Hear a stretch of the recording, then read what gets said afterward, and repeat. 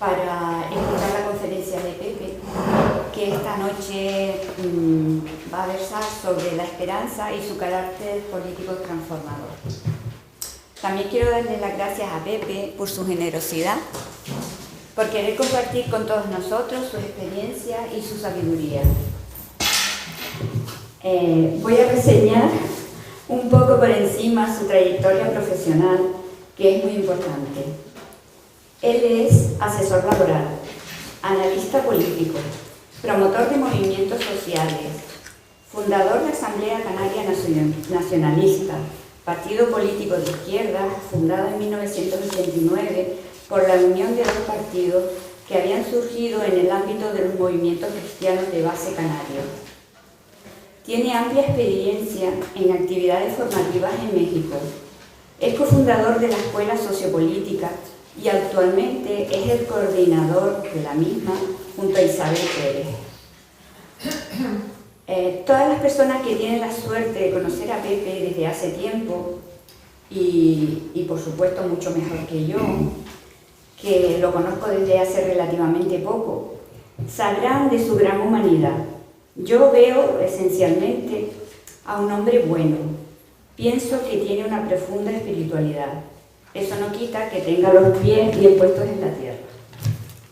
Es entregado, gran trabajador, generoso, honesto y una persona ejemplar, que junto a Isabel se desviven por sacar adelante esta escuela sociopolítica, para que todos los que aquí estamos y los que en el futuro se animen a venir, salgamos de estas charlas y posteriores debates con más conocimientos de la realidad que nos rodea en todos los ámbitos de nuestra vida. Pasamos a la conferencia que nos da Pepe. Gracias.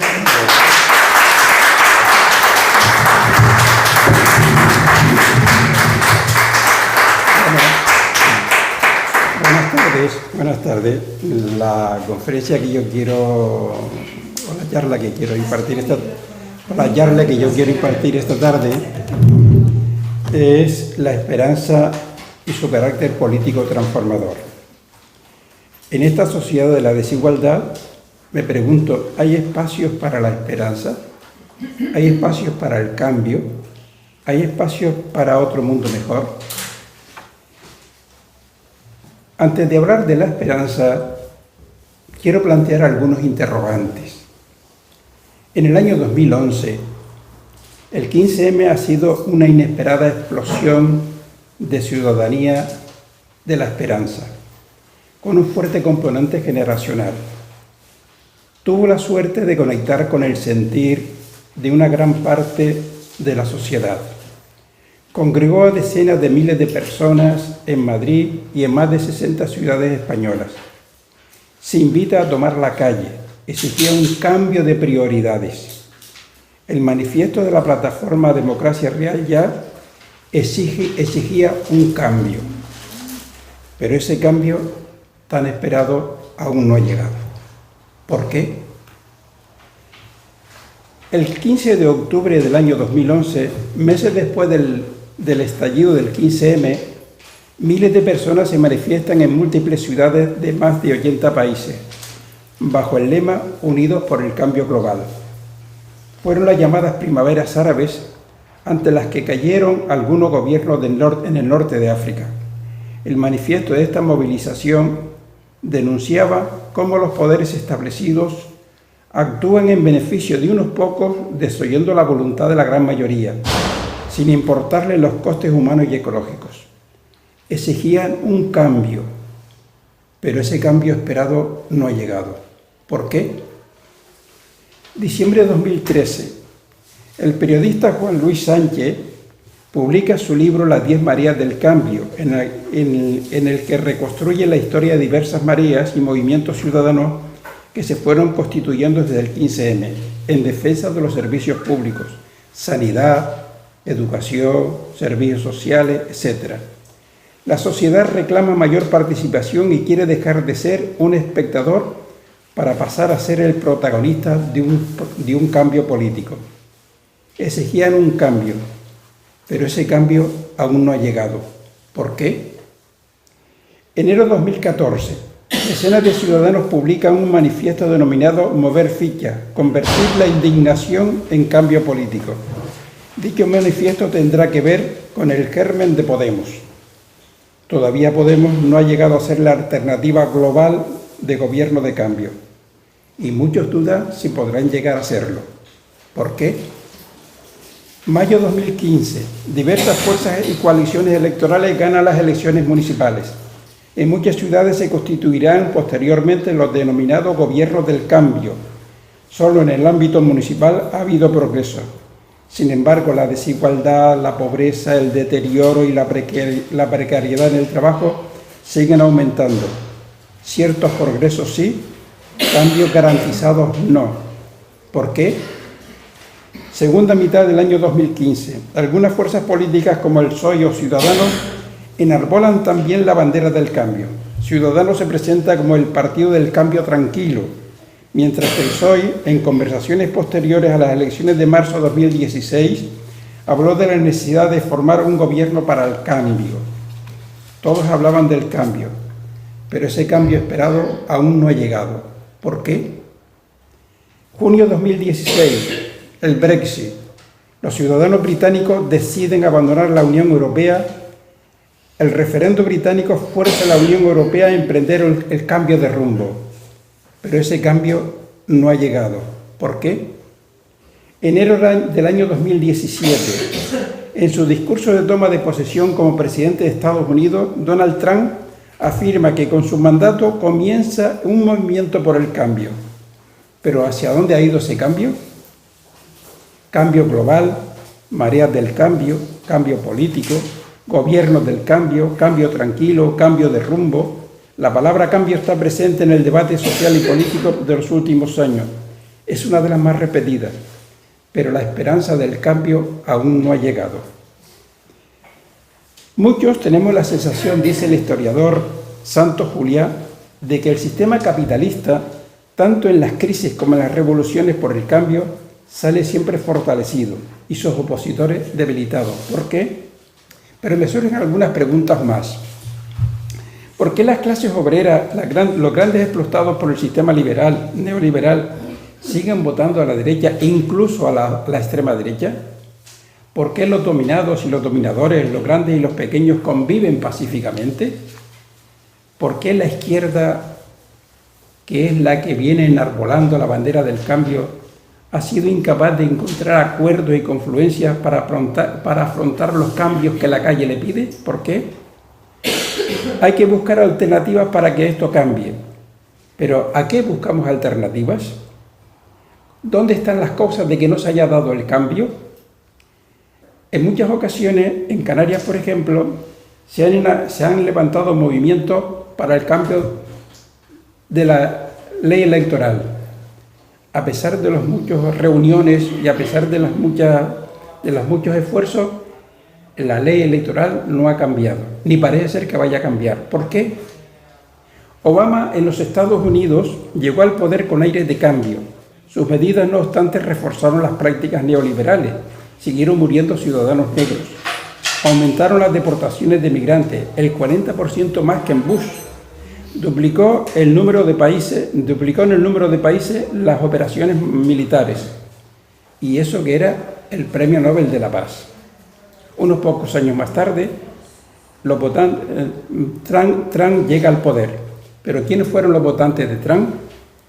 Un 53% de piel blanca, un 67% sin estudios universitarios, un 56% va a la iglesia una vez en semana, el 76% tiene la peor economía y el 47% fueron mujeres. ¿Qué hace a los débiles seguir votando a los que no van a garantizar los cambios prometidos? ¿Por qué le creyeron a Trump y le siguieron votando? Año 2011, 6 meses después del 15M, Rajoy gana las elecciones por mayoría absoluta. ¿Qué sucedió con las mareas del cambio en aquellas elecciones? ¿Por qué el cambio no llegó? Ante estos muchos interrogantes que nos surgen, ¿hay espacios para la esperanza? ¿Hay espacios para el cambio? Respondo afirmativamente, pero quiero hacer algunas precisiones. Primero, ¿de qué esperanza no quiero hablar? No vamos a hablar de la esperanza en sentido teologal, aunque es muy importante, pero es que este no es el momento, que hace referencia a valores religiosos, sino de la esperanza como elemento político de cambio y transformación. El infierno es carencia de esperanza. Dante escribió a la puerta del infierno: abandonad toda esperanza los que entráis aquí. Para reconocer esa esperanza política, que al menos hay tres esperanzas que yo quiero desenmascarar y rechazar. Primero, la esperanza ingenua. Genera la falsa expectativa de que las cosas van a mejorar por sí mismos. No profundiza en las causas de la injusticia, ni de las estructuras, ni de la política. Produce adormecimiento de la conciencia, puesto que no hay nada que hacer más que esperar. Antes o después, las cosas irán cambiando por sí solas. Segunda esperanza que quiero rechazar: la esperanza mítica. Comparte una visión despolitizada. Se basa en la creencia de que cualquiera puede tener éxito si tiene capacidades. El contexto no cuenta, las estructuras no cuentan. Convierte a los ciudadanos en únicos responsables de su éxito. Esta esperanza mítica descansa en el espejismo de que existe la igualdad de oportunidades y tolera la economía del descarte. Tercera esperanza que quiero rechazar: la esperanza diferida. Cree que las injusticias desaparecerán con el tiempo. Confía en que las cosas cambien porque el tiempo pasa.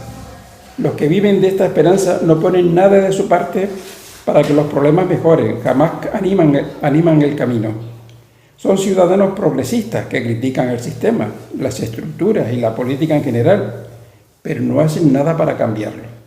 Confía en una especie de utopía colectiva, de promesa celestial, que enmascara la incapacidad para concretar un proyecto que contribuya a crear esperanza crítica y afrontar los problemas. Segunda cuestión con respecto a la esperanza. De la esperanza que sí quiero hablar.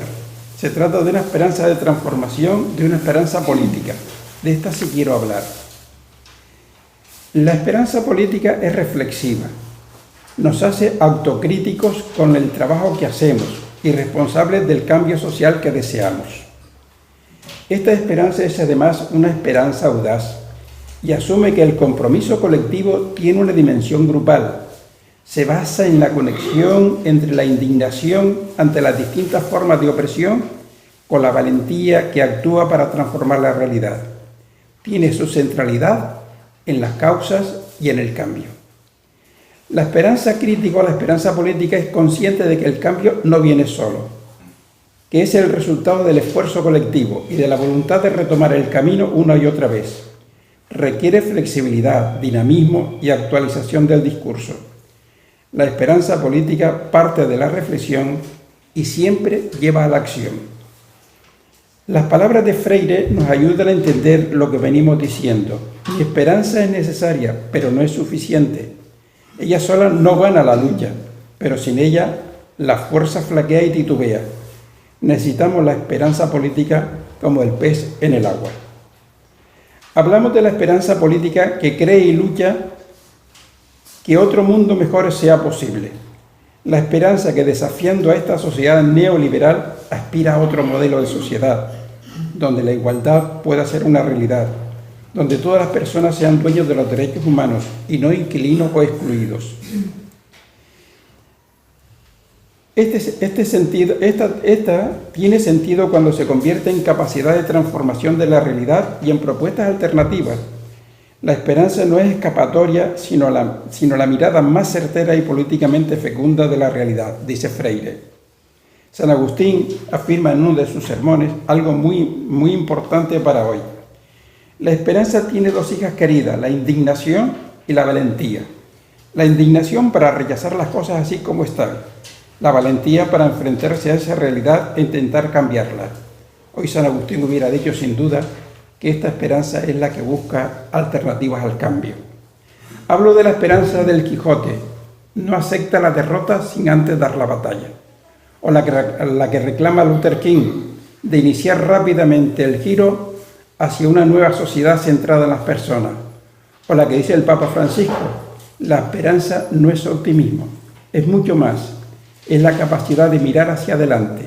Es el compromiso, es la acción, es la lucha, es el cambio de las estructuras. Pienso en la esperanza de Nelson Mandela, de Óscar Romero, o de Helder Cámara, o de Pedro Casaldáliga, o de otros muchos movimientos que realmente contra viento y marea luchan contra las causas que crean la injusticia. Estos luchan contra las causas de la dominación, para que los que no tienen voz la tengan sin necesidad de buscar voceros. Hablo de la esperanza que es más que indignación. Esta sola es políticamente estéril. Hablo de la convicción de que el hombre puede individualmente ser mejor de lo que es y socialmente vivir mejor de cómo vive. Solo tiene espacio y cabida en esta reflexión la esperanza que es convicción, es proyecto, es alternativa, es poder. No es al quietismo político al que convoco. Lo que pido es llenar el espacio de la desilusión actual, ya que, como decía Bloch, sin esperanza no hay acción, pero sin acción no hay esperanza. Hablo de la esperanza que no respeta el límite que no respeta el culto a los límites, como decía Adorno.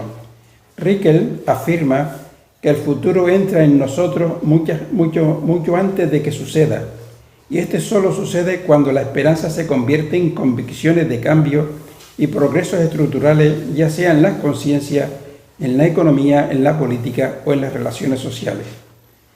No hablo de la esperanza de la economía de mercado. También el mercado habla de esperanza. El capitalismo neoliberal quiere halagarnos cuando nos habla de su esperanza. Reconoce la existencia de muchos problemas y promete solucionarlos con el desarrollo mismo de la economía de mercado. Los problemas de mercado se solucionan con más mercado, no con políticas redistributivas. Para él no es racional buscar una alternativa al margen del mercado, pero la esperanza nos lleva a más desigualdad, más desigualdad, más suicidios y más engaño. Tercero, hoy estoy hablando de la esperanza que necesita dos elementos esenciales, irrenunciables. Estos dos elementos son los siguientes, son parte de un mismo cuerpo. La construcción de un sujeto como promotor del cambio y pensar en el proyecto alternativo de cambio. ¿Qué tipo de sujeto debe protagonizar el cambio social? Hago algunas precisiones con respecto a esta cuestión.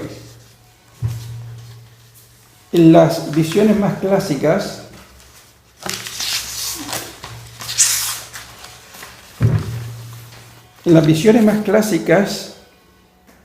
y ortodoxas, influenciadas por las ideas de la modernidad y la creencia del progreso continuo como motor de la historia, se vinculó el cambio a la aparición de un hombre muy significativo, del hombre nuevo, que protagonizaría el proceso. Pero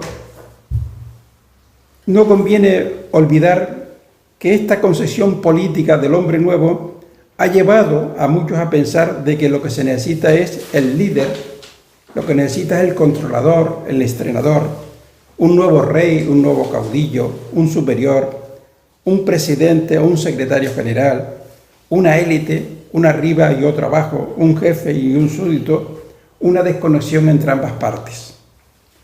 Sin embargo, esta visión está cada vez más desechada, pues se asume que lejos de esa figura mitificada del hombre nuevo, o sea, del secretario general, la transformación social se realiza desde la apertura a procesos de empoderamiento colectivo, democrático y desde abajo, iniciados por sujetos colectivos en cooperación, guiados por un imaginario de valores diferentes al hegemónico y en los que el proceso de cambio personal y global se producen de forma complementaria. La praxis del ejercicio, este sujeto busca una conexión entre la diversidad y la transversalidad. Hoy caminamos hacia un liderazgo social y colectivo, frente a las viejas teorías de los partidos políticos que refuerzan los liderazgos de élites, hacia la idea del sujeto comunidad frente a un sujeto individuo. Hay que buscar un liderazgo compartido, un sujeto compartido, un protagonismo compartido y una acción compartida y una alternativa compartida. Segunda cuestión, el segundo componente de la esperanza. El proyecto o la alternativa de transformación social. Es diseñar un proyecto que haga posible ese otro mundo, aquel que debe concebirse de forma dinámica, flexible y abierta a la construcción permanente. El ritmo de la evolución de la sociedad no permite proyectos estáticos y definidos. Este es el recorrido de la nueva política. Proyectos sí, pero proyectos compartidos. Esta concepción se aleja bastante de la vieja política, que perduró durante los periodos de la sociedad industrial y durante la mayor parte del siglo XX y que todavía sigue vigente, que consideraba que la construcción de una alternativa debía partir de un diseño completamente elaborado, compacto y coherente del cambio y que se debía reelaborar en los despachos de las grandes élites. Y así veía a los partidos y a los sindicatos como los agentes que debían encabezar el intento de transformación, de acuerdo con las directrices y el plan que ellos establecían. Es un modelo religioso y no un modelo republicano. Este proyecto de cambio, concebido, elaborado por las élites, desconectado de las mayorías, en un laboratorio, hace y ejecuta que sirva siguiendo al sistema. Este proyecto está hoy en desuso. Esta concepción flexible del proyecto del cambio busca trazar rutas y mapas. Se da la misma importancia a los procesos que a los resultados. Esta nueva concepción del proyecto se considera, pues, que la construcción de las alternativas, más que un diseño cerrado y previo, debe ser un proceso en continua construcción, elaborado por el cuerpo social de abajo arriba, a partir de la interconexión y de la suma de diferentes iniciativas y la exploración de nuevas formas de confluencia, que vayan agregándose a partir de objetivos compartidos.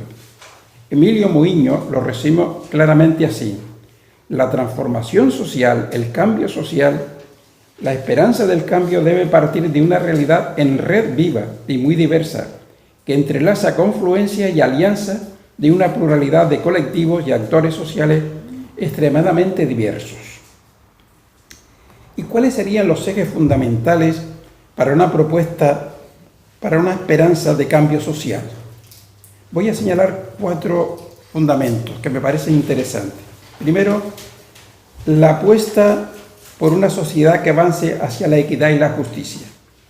Se necesitan mecanismos de redistribución social, como la fiscalía justa, la lucha contra los paraísos fiscales, el establecimiento de servicios públicos de carácter universal y otras posibles medidas, salarios mínimos, y por tanto la inclusión y la esperanza están en permanente riña.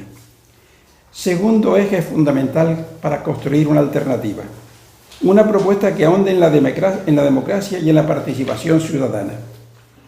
Se hace necesario pasar, como dice Bonaventura de Sousa, de una democracia de baja intensidad a una democracia de alta intensidad, que vaya mucho más allá de la elección de gobernantes y que esté asociada a la apertura de procesos de participación y autogobierno sobre la base de bienes comunes.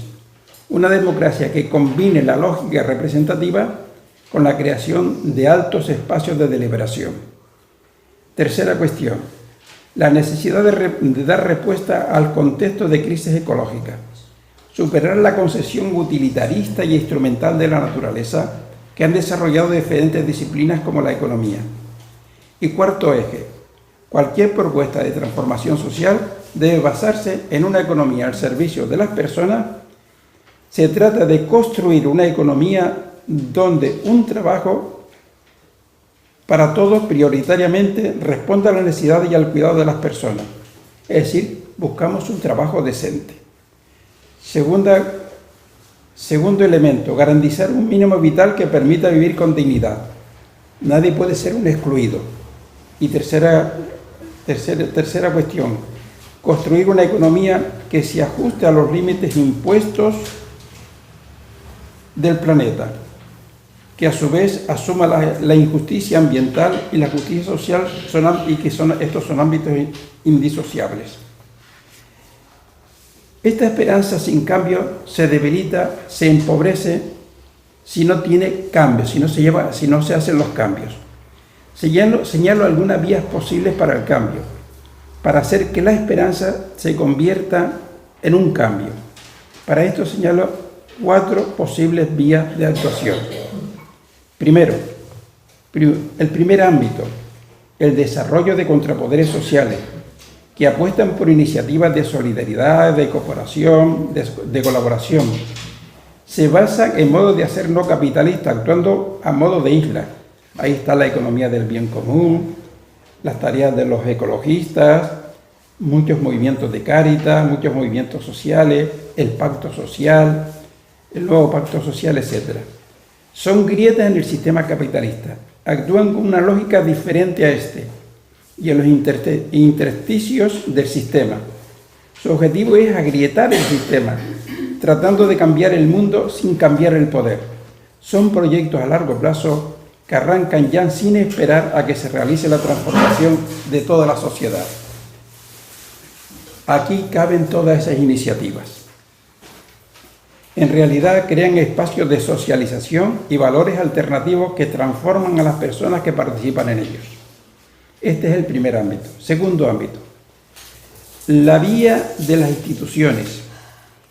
Esta vía asume que las instituciones se pueden alcanzar sin cambios y que la presencia en las instituciones puede ser un elemento que acelere los procesos de cambio y de transformación. Conviene, sin embargo, no caer en la ilusión estatista, es decir, todo pasa por estar en el poder, todo pasa por estar en las instituciones, y que reduzca la acción política a un plano solamente institucional. Con respecto a esta vía quiero hacer algunas precisiones.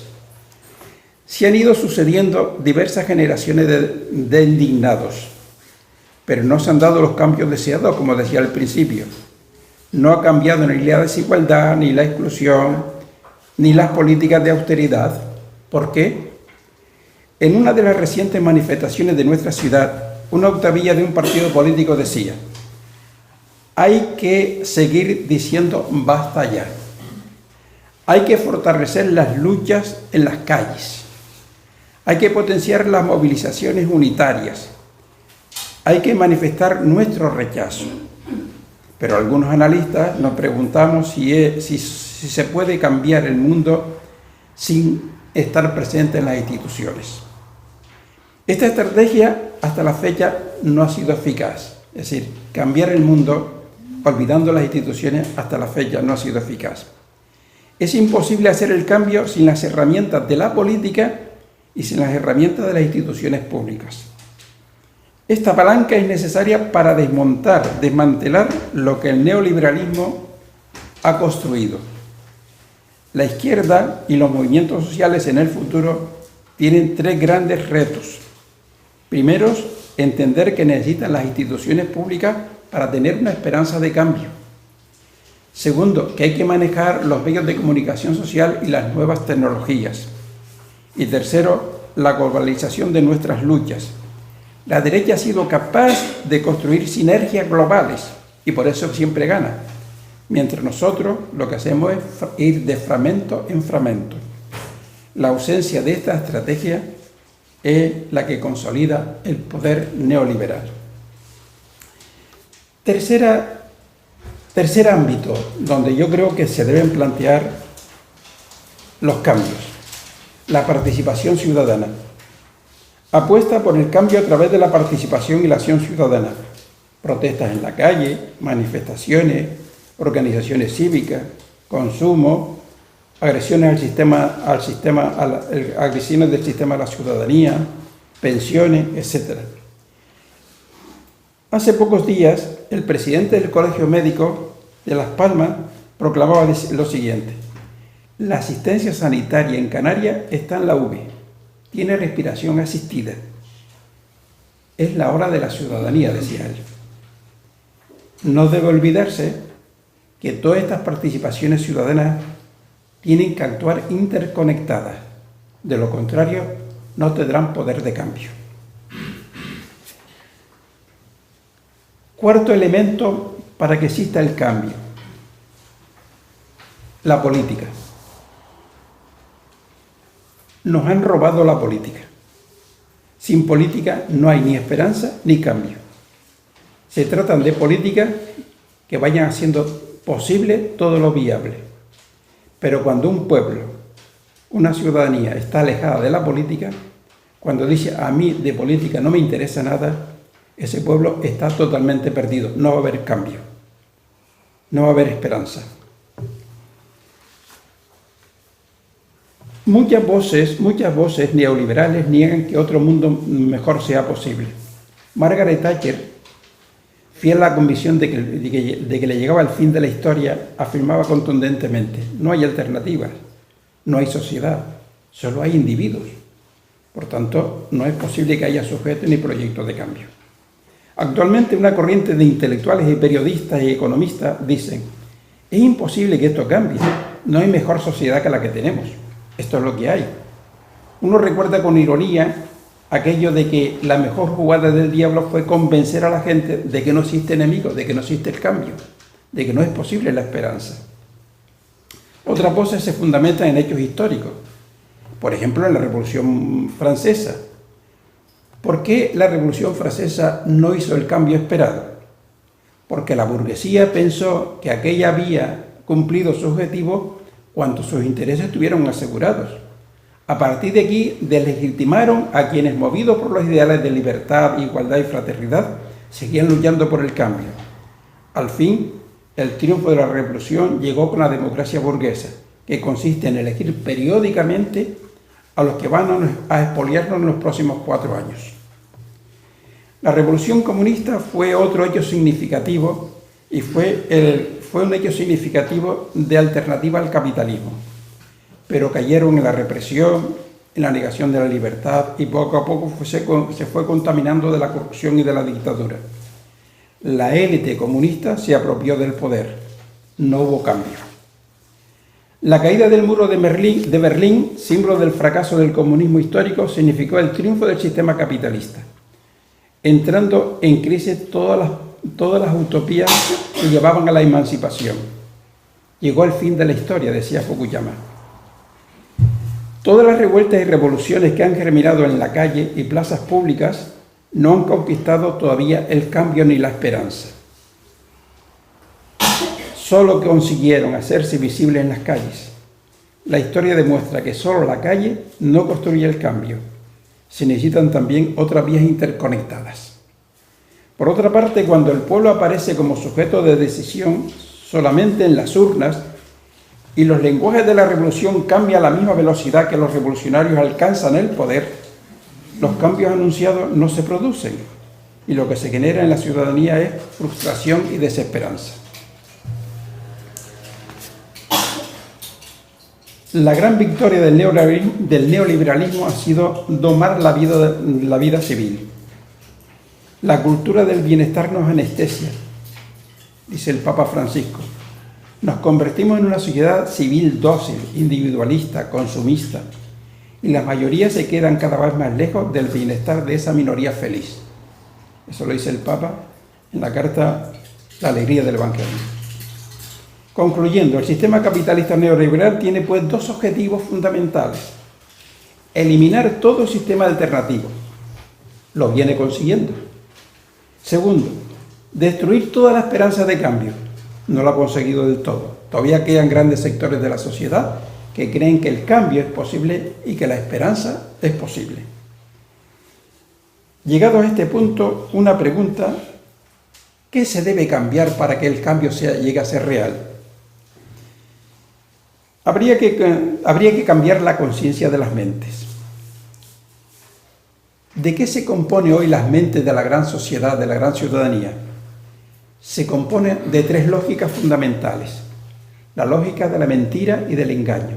Es la lógica del sofista, la lógica de Adán. Se ha convertido en el primer código de conducta. La mentira como capacidad humana de engañar a los demás y de engañarse a sí mismo, utilizando un lenguaje perverso. El Estado y el mercado consideran que la mentira es una necesidad impuesta por la dura realidad. La posverdad se ha convertido en la normalidad. Si existe una actividad relacionada con la mentira, es sin duda la actividad política del neoliberalismo. Esta lógica de la mentira incapacita para el cambio. González Vieyte decía en una entrevista reciente que la derecha neoliberal ha conseguido éxitos importantes como los siguientes: haber hecho de la política la actividad más hedionda de la actividad humana, decía él, y ha convencido de ello a la ciudadanía. Segundo éxito, decía él, ha desmoralizado a los votantes con la idea de que todos los partidos son iguales. Tú eres igual que yo de ruin y podrido. Si no lo eres es porque no has tenido la oportunidad y porque a poquito que la tengas te pones como nosotros. Tercer éxito, la izquierda está incapacitada para convencer de que no todos somos iguales, que todavía hay gente que tiene valores y que no todos los partidos y todos los sindicatos son iguales de ruines. Cuarto éxito, decía él, para construir esta conciencia están los medios de comunicación. Son capaces de incrustar en las frentes de las personas que no hay alternativa, que hemos vivido por encima de nuestras posibilidades y que el mundo es el que hay, no hay otro. Quinto éxito.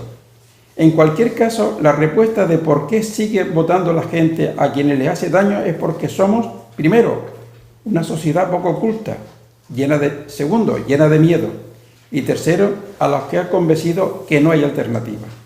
En este sentido, se expresa también Stiglitz diciendo que para que los cambios puedan producirse, los integrantes del 99% tienen que convencerse que han sido engañados por el 1% y que este 1% ha convencido al 99% restante de que no hay alternativa de cambio. Por tanto, llegado a este tema, queremos plantearnos también otra cuestión. Donde no hay verdad, no hay principios. Donde no hay principios, no hay proyectos para lo colectivo. Donde no hay proyecto, tampoco hay cambio, no hay esperanza. Solo queda el pesebre y el culto a las élites. No es el sistema político el que está invalidado, sino la política del sistema, decía Manuel Azaña. Las malas prácticas dentro de las organizaciones políticas están teniendo un coste desproporcionado. ¿Cuánto está costando la guerra del PSOE? ¿Cuánto está costando la guerra de los independentistas de idas y venidas? ¿Cuánto están costando la imagen de que España es como el enfermo peor de Europa? El segundo código de conducta es la lógica del burgués, que se basa en la teoría del individualismo posesivo. Olvida esta lógica el bien común, lo público, lo político, los otros, lo colectivo. Y a través de esta lógica, como se legitima, es la desigualdad. Sí, lo que trata fundamentalmente es de decir, todo va a seguir igual y la desigualdad va a ser una realidad. Esta lógica es posible por la aceptación de que el 99% hace del dominio del 1%, está dominada por el 1%. El poderoso ha concebido el proyecto más meditado que jamás ha entrado en la mente humana, emplear a su favor las fuerzas mismas de quienes le atacaban, es decir, hacer defensores suyos a sus adversarios. Esto explica que el voto de los pobres vaya a los ricos. Tercera lógica, la lógica del dogmático. Hoy los fundamentalismos y dogmatismos son las religiones del siglo XXI. Tienen comportamientos excluyentes. Europa hoy está llena de dogmatismos y de fuerzas ultraderechistas. El neoliberalismo ha hecho la conjunción de las tres lógicas, dando carta de ciudadanía a la razón cínica. La economía neoliberal, dice Stiglitz, es un cóctel adulterado de 3/4 de mentira y 1/4 de codicia, que se retroalimentan gracias al concurso de la razón indolente de las víctimas. Apoyando a estas tres lógicas, la lógica sofista, la lógica de la mentira, la lógica del dogmático, la lógica del posesivo, ¿no?, está la razón indolente de los ciudadanos. La razón indolente ha optado por la servidumbre voluntaria. Repite la historia de la vieja Siracusa, los que deciden quedarse en casa y no celebrar ni siquiera la caída del tirano. Renuncia a ser sujeto de cambio. Para alimentar esta razón indolente están los medios de comunicación social y las redes sociales. Peor que los malos líderes son los malos seguidores, dice Moisés Naim. Las democracias están siendo prostituidas gracias a los votos de los ciudadanos indolentes, desinformados, con una ingenuidad solo superada por su irresponsabilidad, convencidos de que su voto no cambiará nada. Y continúa Naim: hay que esforzarse en buscar mejores líderes, pero habrá que esforzarse mucho más en mejorar la calidad de los seguidores. Los votos de los indolentes nos amenazan a todos. Y como decía Hannah Arendt, la dominación solo se ejerce desde el exterior cuando éste asiste en el interior. No puede ser feliz quien no participa en las cuestiones públicas. Concluyendo, el cambio será posible cuando se cambie la mente de los ciudadanos, cuando hay una revolución de las mentes. Segundo cambio que yo quería plantear también, entre otros muchos, este segundo cambio. Hay que cambiar el sistema económico neoliberal, que es el constructor de este modelo de sociedad de desigualdad. Digo algunos fundamentos. Su ADN es enriquecerse a toda costa. La Evangelio Gaudium, o sea, el Papa Francisco dice que la define como la dialéctica criminal. Segunda cuestión, es un sistema de exclusión, de desigualdad, que condena una gran parte de la humanidad al empobrecimiento con un doble efecto: la aniquilación biológica por el hambre y el nihilismo impidiendo vivir con los otros. Warren Buffett, uno de los grandes inversores del mundo, declaró a la CNN hace poco tiempo: de acuerdo, existe una guerra de clases, pero es mi clase la que hace y la está ganando. La Carta de la ONU, dice él, que ha nacido para garantizar los intereses colectivos de los pueblos, el bienestar universal. Pero el capitalismo financiero ha derrotado a la ONU. ¿Cómo? Quitándole su capacidad de normativa y su eficacia. Haberman afirma que los mercados han desalojado la política del gobierno. José Sousa, autor de Estupidez de la inteligencia brasileira, dice: la élite del dinero manda por el simple hecho de poder comprar a las otras élites. Y Robert Lucas, premio Nobel de Economía, es crítico con la igualdad. Lo más dañino para la economía, dice él, es la preocupación por las medidas redistributivas. Eso es lo más dañino. Plantearse medidas redistributivas es muy dañino. Martin Feldstein, al afirmar que nada hay de malo en el aumento del bienestar de los más ricos, ni en el aumento de la desigualdad. Y añade: no importa el aumento de la desigualdad si se produce en un contexto en que la renta de todos aumenta. Viva la teoría del derrame. Carlos Rodríguez Brown, profesor de la Complutense de Madrid, es todavía mucho más provocativo y dice lo siguiente: no hay manera de eliminar la desigualdad, no es erradicable, porque somos diferentes en talentos, en circunstancias, en fuerza, en raza, etc. Si el mercado produce desigualdades, también produce riqueza para los más pobres. Buscar suprimir la desigualdad castigando a los más ricos crea más pobreza. El Papa Francisco, por el contrario, dice que la teoría del derrame jamás ha sido confirmada por los hechos y que lo único que se ha desarrollado es la globalización de la indiferencia. Esta economía mata. En el Foro Mundial de Davos en el año 2018, los poderosos se mostraron repletos, hace unos meses, se mostraron repletos de euforia. Las principales economías están creciendo, los riesgos del colapso financiero parecen muy lejos, las crisis del crecimiento del año 2008 ya se han superado con creces, los precios de las empresas en bolsa están por las nubes, pero se trataba de una euforia, dice él, angustiada por el temor ante la inteligencia artificial. Ante esta euforia angustiada, Google dice lo siguiente, afirmó que la inteligencia artificial no va a destruirnos, nos va a salvar, porque va a tener un efecto más profundo que otros inventos del pasado como el fuego, la máquina o la electricidad. El profesor Harry dice que la KGB y la OTAN serán incapaces de controlar en el futuro lo que sí podrán controlar Facebook, Google o Apple. En este contexto, George Soros y levantó la alerta y dijo: las tecnologías de la información constituyen una grave esperanza y por lo tanto los gobiernos deben actuar de manera inmediata. Facebook tardó 8 años en llegar a tener 1.000 millones de usuarios y otros 4 en añadir otros 1.000 millones. Pero lo tremendo es el impacto que hace en las mentes y en las conductas, ya que inducen a los usuarios a renunciar a su autonomía y a sus pensamientos y los hace vulnerables políticamente. Hasta hoy el capitalismo ha sido un capitalismo financiero, pero el capitalismo financiero será poderoso si se adueña de la inteligencia artificial. Ese es su gran poder en el futuro, y en este desafío anda.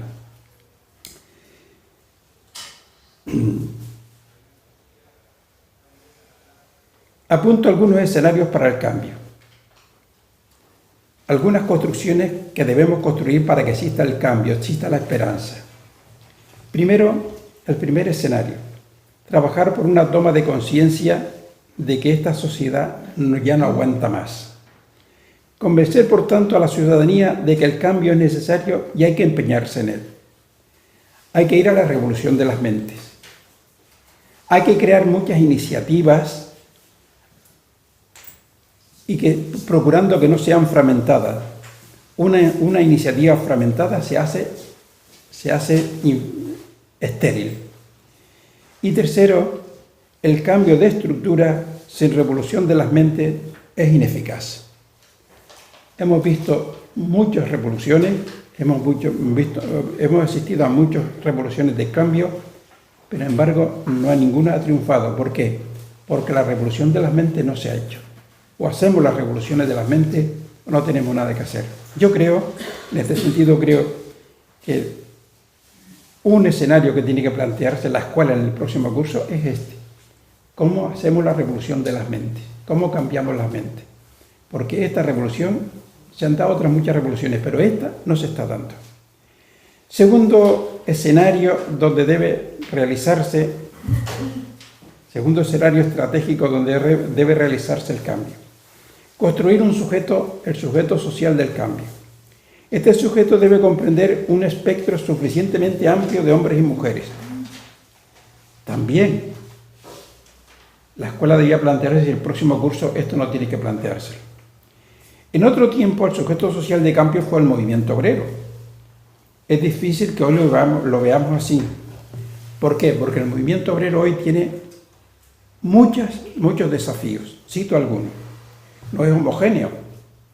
Hay diversas clases sociales explotadas y hay distintas conciencias de clase. La conciencia de clase se ha debilitado. No es homogéneo, como ha sido en otros tiempos. Segundo, no está cohesionado.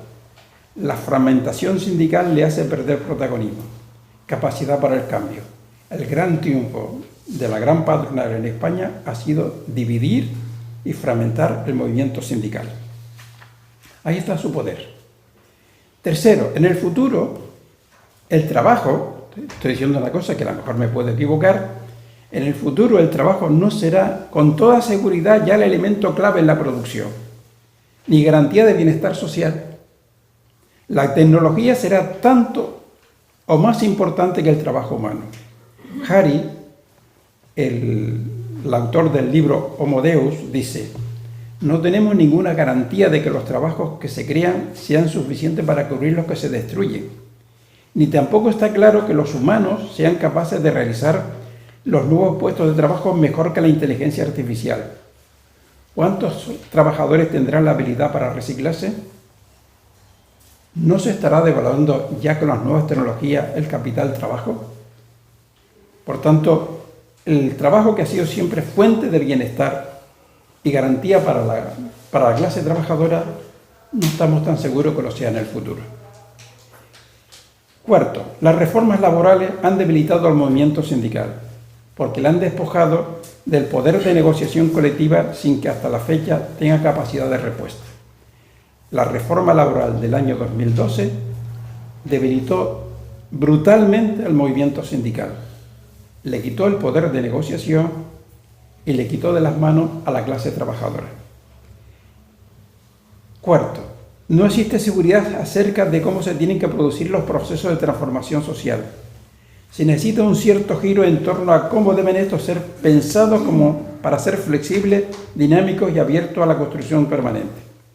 Y por último, haría falta un pacto social. El pacto social ha desaparecido. Aquel pacto social que dio tanto bienestar social a la clase trabajadora y al pueblo a partir de la Segunda Guerra Mundial, hoy no existe. Aquel pacto social que se quiso poner en marcha allá a los principios de la democracia, de los inicios de la democracia española, no existe. Lo que existe es una guerra entre las clases sociales. Y esa guerra, como decía antes, quien la está ganando es la clase poderosa. Tercer escenario: repensar y construir el sujeto político colectivo para el cambio desde las organizaciones de la sociedad civil. La sociedad civil organizada debe ser sujeto político, debe ser el gran sujeto político del futuro. En los últimos tiempos se han multiplicado, al margen de los partidos políticos, las luchas y las movilizaciones para cambiar algo de este mundo. Han abundado más los comportamientos defensivos que los ofensivos, eso es verdad. El cambio se inicia con un primer paso, el pacto social. Si no hay pacto social, va a ser muy difícil que se inicie un cambio. Puede ser esto un objeto, un tema de debate ahora al terminar. También en estas organizaciones de la sociedad civil existen dificultades para convertirse en sujetos de políticos de cambio.